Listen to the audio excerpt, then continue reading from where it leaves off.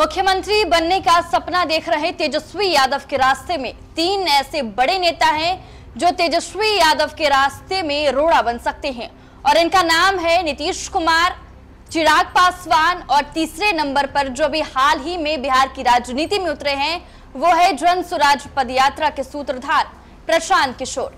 नमस्कार, news for nation देख रहे हैं आप और मैं हूं आपके साथ साक्षी झा। देखिए, लोकसभा चुनाव में आपने बिहार में अगर किसी विपक्षी नेता को सबसे ज्यादा चुनावी प्रचार करते हुए देखा तो वो थे तेजस्वी यादव, जिन्होंने कई ऐसी जनसभाएं की जहां पर उन्होंने सरकार पर निशाना साधा और अपनी सरकार बनाने का दावा भी किया। और अब बिहार विधानसभा का चुनाव भी नजदीक है और ऐसे में बिहार के अगले मुख्यमंत्री कौन होंगे इसकी भी चर्चाएं शुरू हो गई है और इस रेस में कई ऐसे चेहरे हैं जो तेजस्वी यादव के रास्तों में रोड़ा बन सकते हैं। तो देखिए, एक तरफ जहां नीतीश कुमार है जिनकी बदौलत केंद्र में एनडीए की सरकार बनी हुई है, दूसरी तरफ चिराग पासवान भी युवा चेहरा है जो सीएम की रेस में चल रहे हैं और अब तीसरी तरफ नया एक चेहरा आ चुका है जिसका नाम है प्रशांत किशोर। ऐसे में इन तीनों बड़े नेताओं के बिहार में सीएम बनने के दावे के बाद क्या तेजस्वी यादव 2025 में मुख्यमंत्री बन पाएंगे? क्या है इनसाइड स्टोरी, आइए हम आपको बताएंगे इस वीडियो में। आरजेडी नेता और बिहार के पूर्व डिप्टी सीएम 2025 में होने वाले विधानसभा चुनाव में कड़ी कामयाबी का सपना देख रहे हैं। वो अगली बार सीएम बनने के प्रति आश्वस्त भी हैं। हालांकि ये उतना आसान नहीं है जितना वो सोचते हैं। सब कुछ जनता पर निर्भर है।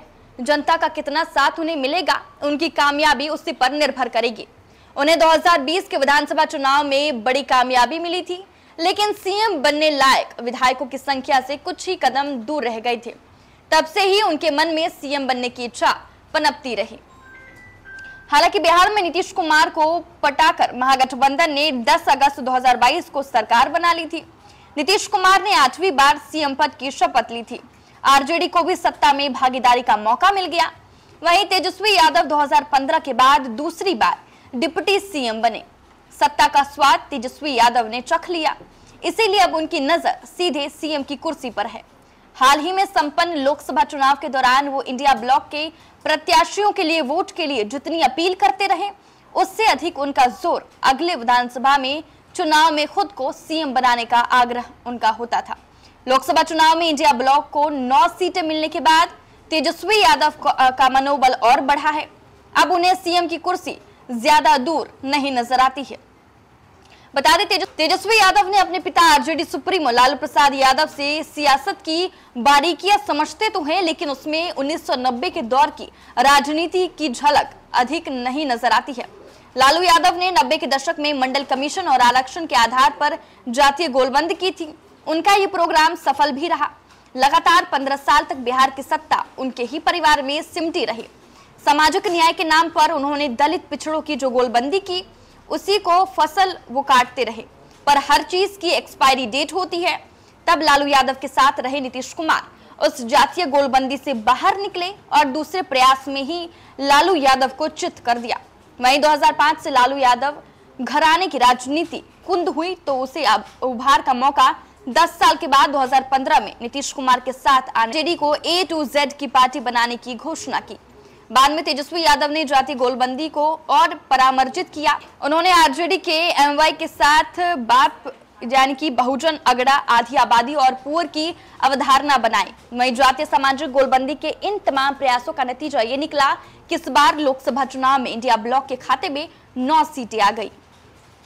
वहीं चुनावी रणनीतिकार से सक्रिय राजनीति में कदम रखने जा रहे प्रशांत किशोर और पीके तेजस्वी यादव के लिए परेशानी का सबब बनकर उभर रहे हैं। जाति धर्म का बंधन तोड़ लोगों की भागीदारी जिस तरह पीके की सभाओं बैठकों में होती रही है, उससे आरजेडी नेतृत्व भी चिंतित है। 6 जुलाई 2024 को आरजेडी के बिहार प्रदेश जगदानंद सिंह ने पार्टी पदाधिकारियों को पत्र लिखकर इस बारे में आगाह भी किया। प्रशांत किशोर को 2 अक्टूबर को पटना के ऐतिहासिक गांधी मैदान में अपनी जन स्वराज पार्टी को विधिवत लॉन्च करने वाले साल भर से वो बिहार के गांव-गांव घूमते रहे। संगठन का ढांचा उन्होंने पंचायत स्तर पर खड़ा कर लिया है। वहीं प्रशांत किशोर के निशाने पर नीतीश कुमार भी होते हैं, लेकिन जोरदार हमला वो लालू यादव और उनके बेटे तेजस्वी यादव पर ही करते नजर आते हैं। और अब बात कर ले चिराग पासवान की, जो कि युवा नेता के तौर पर देखे जाते हैं और इस बार लोकसभा चुनाव में उन्हें 5 सीटें मिली थी चुनाव लड़ने के लिए, जिसमें पांचों की पांचों सीटों पर चिराग पासवान ने अपनी जीत दर्ज कराई। तो देखिए, जिस विधानसभा के चुनाव में तेजस्वी यादव मुख्यमंत्री बनने का सपना देख रहे हैं, उसमें ये 3 ऐसे बड़े नेता हैं, नीतीश कुमार, प्रशांत किशोर और चिराग पासवान, जो तेजस्वी यादव के रास्ते में रोड़ा बन सकते हैं, उनके मुख्यमंत्री बनने का सपना भी तोड़ सकते हैं। लेकिन विधानसभा के चुनाव में कौन जीतता है, कौन मुख्यमंत्री बनता है, वो तो विधानसभा चुनाव का परिणाम ही बताएगा। फिलहाल के लिए इस खबर में बस इतना ही। आप देखते रहे न्यूज़4 नेशन।